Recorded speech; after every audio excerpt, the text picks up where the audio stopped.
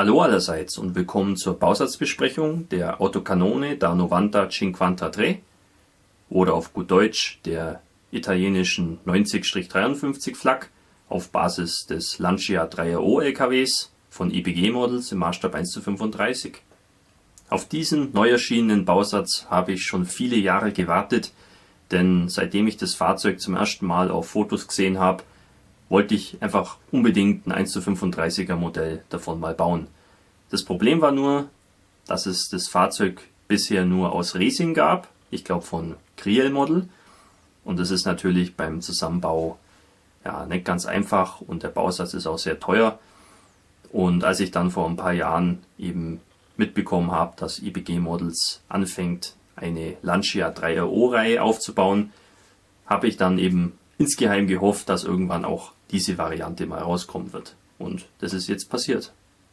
Die 90-53 Flak lehnt sich stark an die deutsche 8.8 Flak an, hatte auch ähnliche Leistungen bei der Panzerabwehr und bei der Flugabwehr, war insgesamt eine sehr erfolgreiche Waffe, wurde aber nur in geringer Stückzahl gebaut, so ungefähr 500 Stück, wovon nur 57 eben auf diese LKWs montiert wurden. Viele denken ja immer, dass die Italiener im Zweiten Weltkrieg waffentechnisch sehr unterlegen waren. Das stimmt natürlich nur bedingt. Die hatten durchaus das eine oder andere in ihrem Inventar, was sehr schlagkräftig war. Das Problem war immer nur, das in genügender Stückzahl herzustellen, denn Italien konnte jetzt industrietechnisch mit den anderen Staaten, die in dem Krieg involviert waren, nicht unbedingt mithalten. Soweit so gut. Schauen wir mal rein in die Schachtel. Der Karton macht einen sehr soliden Eindruck, sehr stabil, und ich war besonders darüber überrascht, dass der doch sehr hoch ist. Also hätte ich jetzt nicht erwartet, dass der Bausatz so umfangreich ist, aber mir soll es recht sein.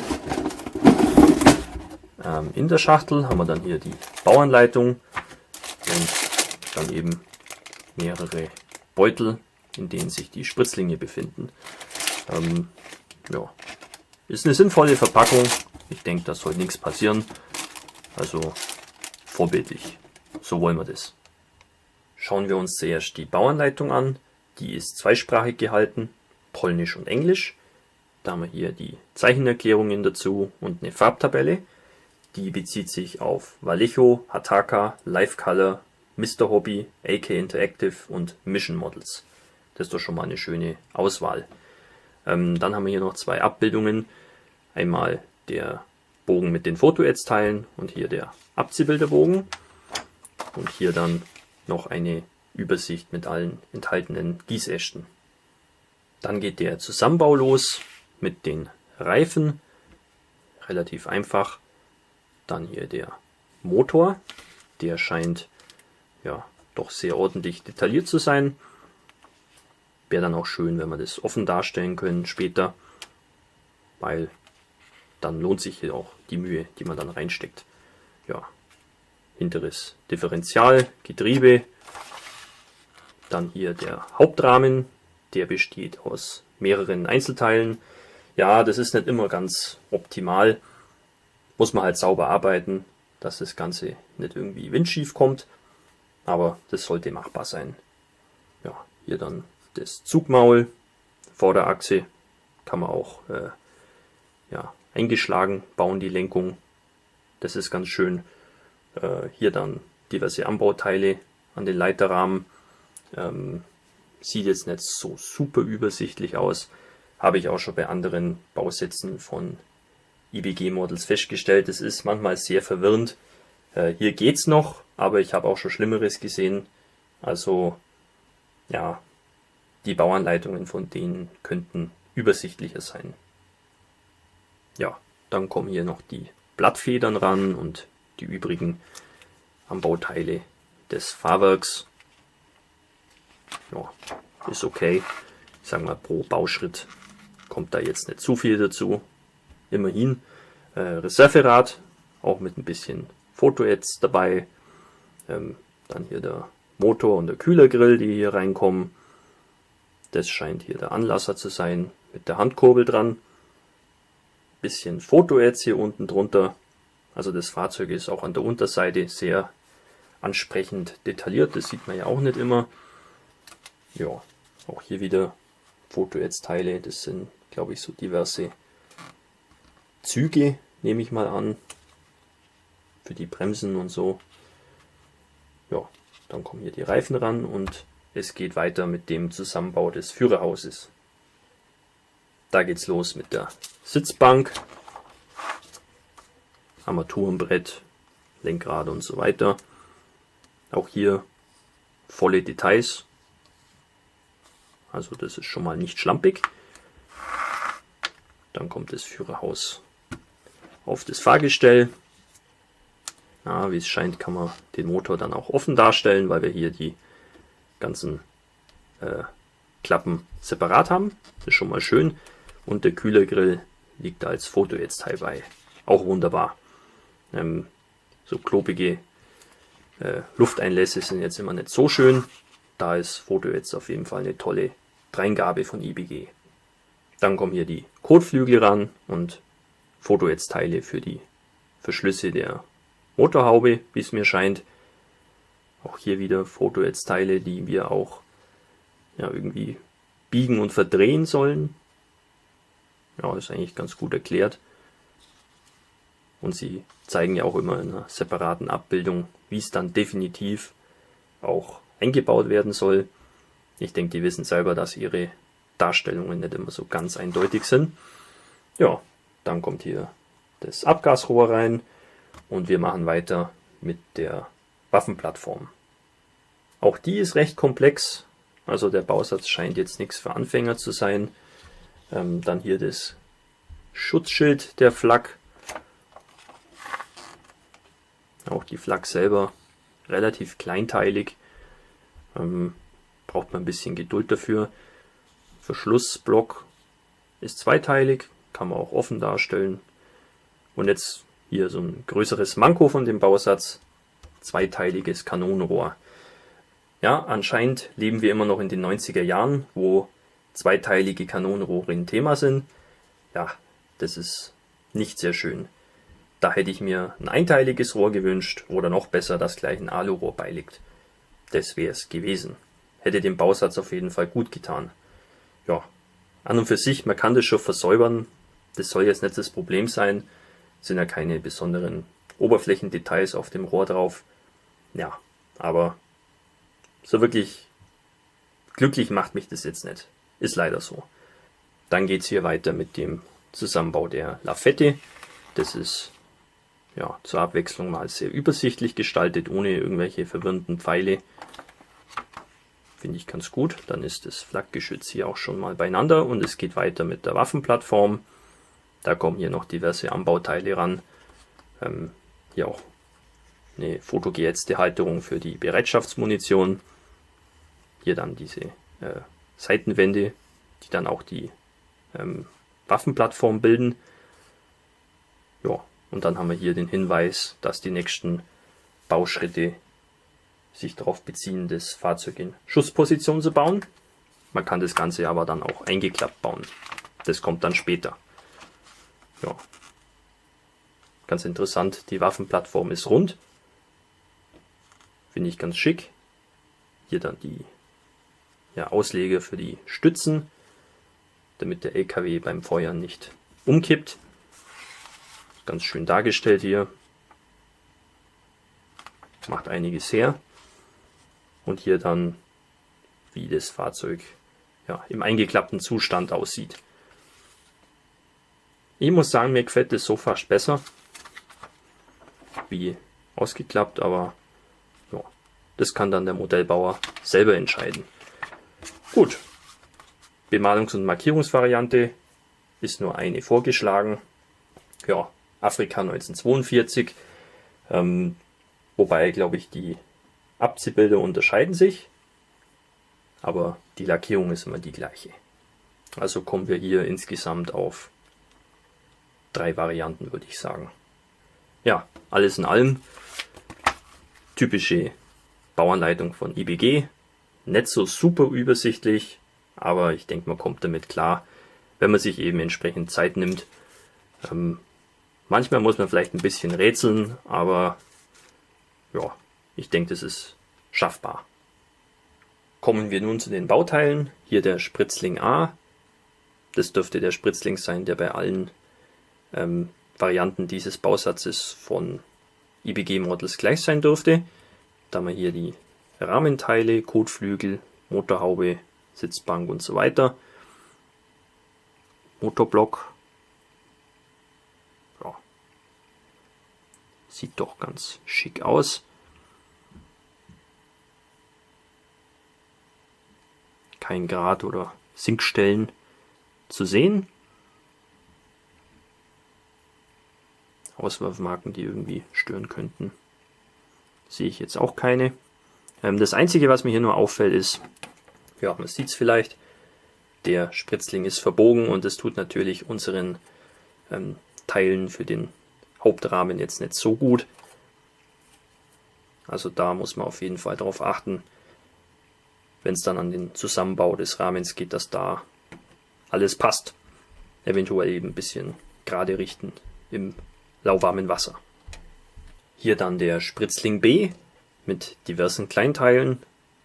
Die gehören, glaube ich, hauptsächlich an den Motor und an die Lenkung.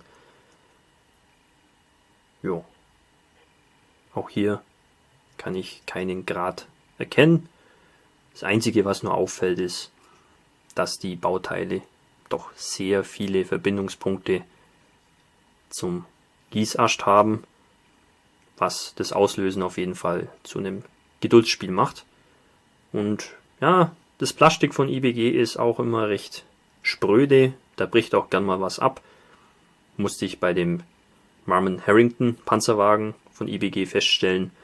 Also, ja, so ganz sorgenfrei bauen lässt sich das immer nicht. Aber ich denke, es ist machbar. An Spritzling C finden sich weitere Fahrgestellkomponenten, wie hier die Blattfedern, aber auch hier der Kühlergrill und diverse Einzelteile, die ich jetzt nicht zuordnen kann. Hier so ein Gehäuse für irgendwas. Hier mit feinen Schraubköpfen dran. Ja. Motorhaubenteile. Sehr schön detailliert. Auch hier der Kühler hat eine schöne Oberfläche. Ja, sehr scharf detailliert das Ganze. Wieder ohne irgendwelche Mängel wie Fischhäute oder Sinkstellen. Ja, hier, das ist, glaube ich, ein Teil für den Ersatzreifen. Da kann man hier auch sehr schön lesen. Pirelli. Ja, also detailmäßig gibt es hier nichts zu meckern. Einzig das Auslösen ist hier einfach wieder eine kleine Geduldsprobe. Aber das ist sicherlich auch kein Modell, was sich so mal eben an dem Wochenende zusammenbauen lässt. Da braucht man auf jeden Fall Zeit dafür. Auch an Spritzling D haben wir noch Fahrgestellkomponenten. Daraus würde ich mal schließen, dass der normale 3RO LKW von IBG auch schon eine Hausnummer ist. Ja, schöne filigrane Teile hier.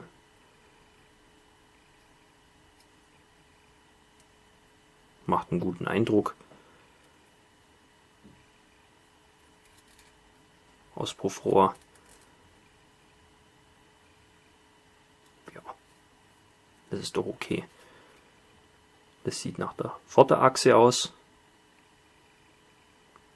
Hier auch sehr schöne Schraubköpfe. Ja, ist auch ein moderner Bausatz, der dieses Jahr erschienen ist. Also, ja, da sieht man erstmal, wenn man da so alte Itellerie oder Svesta Bausätze anschaut, was sich da in den letzten Jahrzehnten getan hat. Also, die Bausätze von heute sind wirklich sehr schön detailliert durchgehend. Spritzling E ist relativ klein. Da sind die beiden vorderen Kotflügel von Interesse. Ja, winzige flache Auswerfer hier drin. Sieht man später nicht mehr.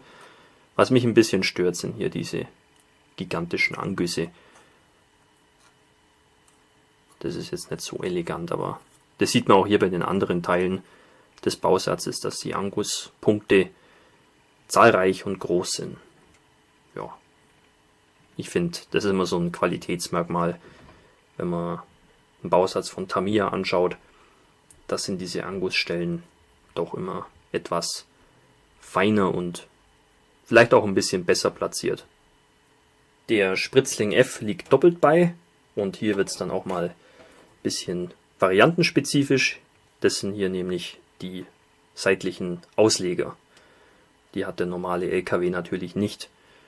Und wie man sehen kann, ist das Ganze sehr scharf detailliert. Da ist nicht mal ein kleines bisschen Grat zu sehen.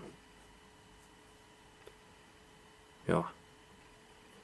Und man sieht auch, dass es ohne 10.000 Angusstellen geht.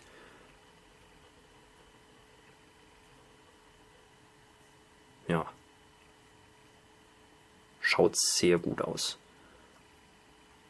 Also das ist so der erste Spritzling von IBG, der mich wirklich überzeugt, wo ich sage, jawohl, wenn es immer so wäre, wären die ganz oben mit dabei. Auch Spritzling G liegt doppelt bei, ist aber nur sehr klein, beinhaltet nämlich nur 3 Teile für die Sitze der Kanoniere, kommt dann eben später an die Lafette der Flak ran. Ja, da brauche ich glaube ich nicht viel dazu sagen. Spritzling H liegt ebenfalls doppelt bei. Da haben wir vor allem hier die Reifenteile bzw. die Felgen. Auch wieder sehr schön und leserlich beschriftet hier mit Pirelli Superflex. Ja, und dann noch ein paar Kleinteile, die ich jetzt so nicht zuordnen kann. Ja, da braucht man glaube ich ein paar gute Pinzetten. Sollte man als Modellbauer ja sowieso haben. Und dann passt es. Ja. Schöne Textur hier auch. Das muss irgend so ein Trittblech sein. Ja, sehr schön. An Spritzling I haben wir nur ein Bauteil, nämlich das Dach des Führerhauses. Da braucht ihr euch jetzt nicht irritieren lassen. Das sind nur so Erkaltungsmarken im Plastik, das ist nicht spürbar. Also das muss man nicht irgendwie verschleifen, das ist einfach nur ja, im Material selbst. Und das Schöne ist, wir haben auch an der Innenseite Details, das ist so eine Art Beblankung und keine Auswerfermarken. Das muss ich jetzt auch mal sagen, das ist schön bei diesem Bausatz, dass die Auswerfermarken nicht an irgendwelchen blöden, störenden Stellen platziert sind. Klar, beim Auslösen hat man seinen Spaß, aber wir müssen keine Auswerfer entfernen und versäubern. Und das stört mich immer am meisten. Das ist so eine richtige Hassarbeit. Und da ist der Bausatz, für mich zumindest, ganz gut. Am Spritzling Q gibt es wieder mehr zu sehen. Und zwar Teile der Waffenplattform, vornehmlich der Unterbau. Und das ist die Rückwand des Führerhauses. Ja, schöne Textur. Ja, hier kann man wieder viel versäubern, aber so ist es eben. Das sind auch recht massive Träger hier. Also diese Flakkanone scheint doch ziemlichen Bums gehabt zu haben. Und damit das Fahrgestell sich nicht irgendwie verbiegt und ja, das Ganze eher sich verteilt, haben die hier eben so dicke Träger unten reingebaut. Ja, so eine kleine Schaufel ohne irgendwelche Halterungen. Weiß jetzt nicht, wo die hingehört. Was das sein soll, weiß ich auch nicht. Das muss irgend so eine Art Jalousie sein, die hinterm Führerhaus so angebracht ist. Ja, keine Fischhaut zu sehen. Beste Qualität. Am Spritzling R haben wir dann die oberen Teile der Waffenplattform. Was mich da ein bisschen wundert ist, dass das hier so glatt ist. Ich hätte jetzt da eher vermutet, dass da so eine Anti-Rutsch-Textur drauf ist. Aber sind wir mal froh, dass es glatt ist, denn hier hat es eine Sinkstelle. Oh nein. Die geht sogar durch auf beide Seiten. Ja, aber das ist kein Problem. Können wir einfach zuspachteln, verschleifen und glücklich sein, weil ja, wir ruinieren ja hier keine Textur. Ja, das sind hier diese seitlichen Paneele, die dann runterklappen, was dann eben die runde Plattform ergibt. Auch an der Unterseite kleine Auswerfer. Ich vermute in Bereichen, wo man es später nicht sehen kann. Also da muss ich nochmal sagen, die Auswerfer sind hier immer sehr klug platziert. An Spritzling T haben wir dann Teile für die Flak. Hier eben das zweiteilige Kanonenrohr. Das, ja, habt ihr ja meine Meinung schon gehört. Es ist einfach nicht so schön. Wobei ja hier keine Details drauf sind, also man kann es auch verschleifen. Aber ein Alurohr wäre halt schon geiler. Werde ich mich mal umschauen danach. Zur Not geht es ja auch so. Dann hier noch das Schutzschild. Sehr feine Nietköpfe.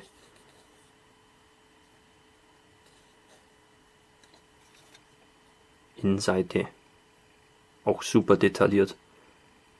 Keine Auswerfer, kein Grat, keine Sinkstellen. Die Materialstärke können vielleicht ein bisschen dünner sein, wobei das hier ein bisschen täuscht, weil da ist unten noch so eine Verstärkungsrippe dran. Ja, ist vielleicht aus Foto jetzt noch geiler, aber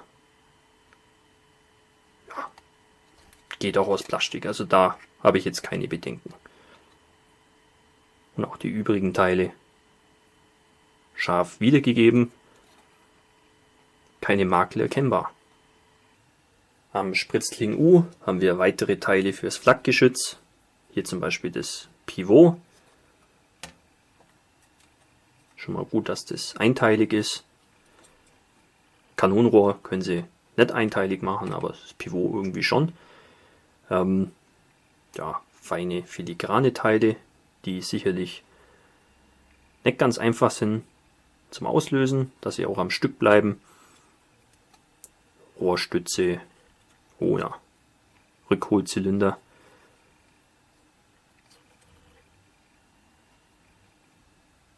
Sieht ganz gut aus. Hier haben wir wieder relativ wenige Verbindungspunkte zum Gießast. Also es wird auch gehen, wenn Sie wollen. Kein Grat zu sehen, keine Sinkstellen. Also das zeigt sich auf sehr hohem Niveau. Am Spritzling W befinden sich einige Bauteile, die wir für dieses Modell sicher nicht benötigen werden. Das hier scheint wohl zur Pritschen-Variante des LKWs zu gehören. Und das Dach und die Rückwand des Führerhauses, ja, werden wir wohl auch nicht verwenden. Hier ist von Interesse das Vorderteil des Führerhauses. Da sieht man auch schon mal gleich hier zwei Sinkstellen. Das ist aber nicht weiter schlimm. Sieht man sowieso nur, wenn man den Motorraum offen darstellt. Und wenn man das verspachtelt und verschleift, kommt man da leicht hin und zerstört auch keine Details. Also das soll jetzt kein Problem sein.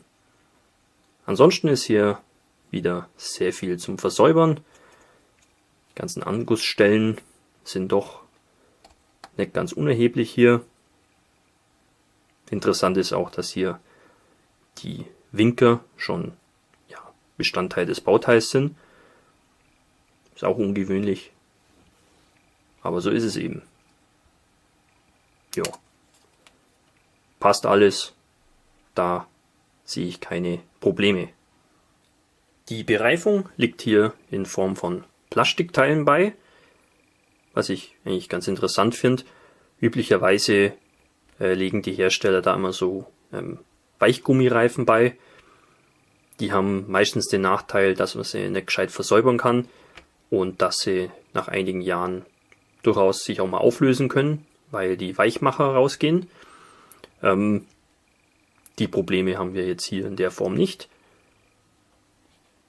Man kann das Ganze auch schön versäubern, weil es einfach ein hartes Material ist.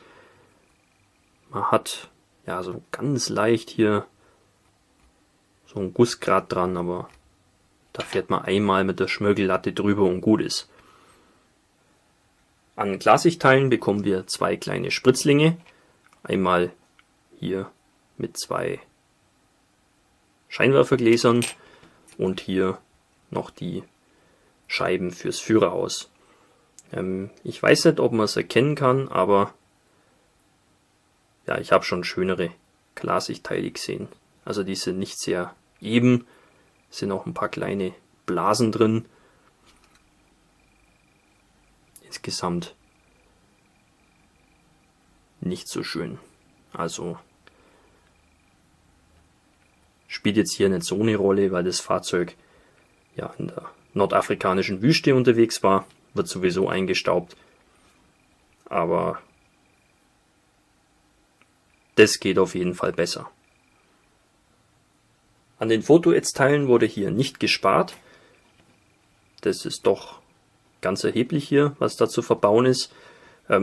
Vieles davon ist sehr sinnvoll, zum Beispiel hier der Kühlergrill, der ist sehr schön, oder auch hier die Halterung für die Bereitschaftsmunition. Ja, viele von diesen Kleinteilen, die ja unter das Fahrzeug kommen, ja, da kann man jetzt über den Sinn streiten. Wenn man es später nicht mehr sehen kann oder nur mit dem Endoskop, dann bin ich jetzt nicht so der Freund davon, mich da mit Fotoads-Teilen rumzuplagen. Aber gut, es liegt bei, leider ohne Alternativteile aus Plastik, also man muss sich damit eben beschäftigen. Und zu guter Letzt die Abziehbilder. Hier haben wir eine Auswahl an Nummernschildern. Hier dann noch diverse Anzeigen, die ja ans Armaturenbrett gehören oder auch an die Flak und noch ein paar andere Kleinigkeiten. Ja, die sind sauber gedruckt. Der Trägerfilm ja, ist jetzt nicht zu groß, das ist okay. Ja, grundsätzlich sind meine Erfahrungen mit Abziehbildern von IBG durchaus positiv. Also ich denke, die sollten sich gut verwenden lassen. Man merkt dem Bausatz an, dass sich IBG Models hier richtig ins Zeug gelegt hat. Vor allem, wenn man die Bausätze kennt, die sie noch vor ein paar Jahren rausgebracht haben. Die hatten teilweise ja die gleichen Probleme, nur ein bisschen schlimmer. Da waren die Bauanleitungen wesentlich unübersichtlicher, die Bauteile noch ein bisschen nerviger zum Auslösen und man hatte auch viele Sinkstellen und Grat. Das ist hier eigentlich nicht mehr vorhanden oder nur noch ja, im reduzierten Maße. Also man sieht, dass IBG Models sich da wirklich Mühe gibt und ich finde, die sind auf einem guten Weg. Trotzdem würde ich sagen, dass jetzt der Bausatz hier ganz konkret nichts für Anfänger ist und wahrscheinlich auch nichts für den Gelegenheitsmodellbauer, der irgendwas zusammenkleben will.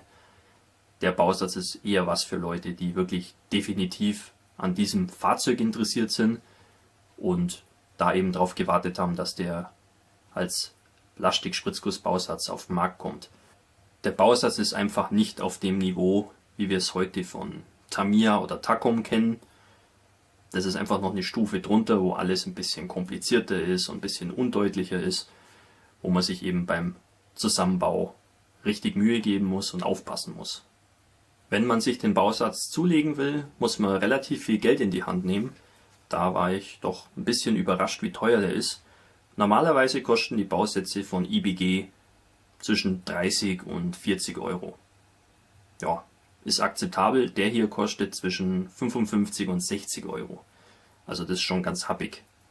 Klar, es ist viel drin, die Schachtel ist groß, jede Menge Plastik drin. Ja, 60 Euro, schon ein bisschen teuer. Trotzdem bin ich froh, dass ich den Bausatz mir gekauft habe. Ist einfach ein langer Traum von mir, dieses Fahrzeug mal ja, auf einem Diorama einzubinden, weil mir das einfach super gut gefällt. Ich werde mich natürlich noch nach einem Alurohr umschauen und sicherlich interessant wäre auch noch eine Besatzung dafür oder zumindest Figuren, die dazu passen, damit man das eben schön auf einer Dioramenszene zusammen darstellen kann. So viel zu der Autokanone. Ich hoffe, euch hat die Bausatzbesprechung gefallen und wir sehen uns wieder im nächsten Video. Euer Hamika Barkas.